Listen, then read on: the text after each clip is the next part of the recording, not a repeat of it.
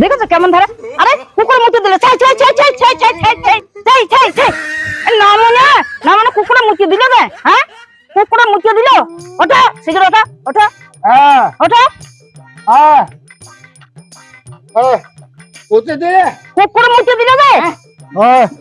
কুকুরের মধ্যে দিলে না তুমি আমার মুখে মধ্যে দিলা? না মানে কি বলে?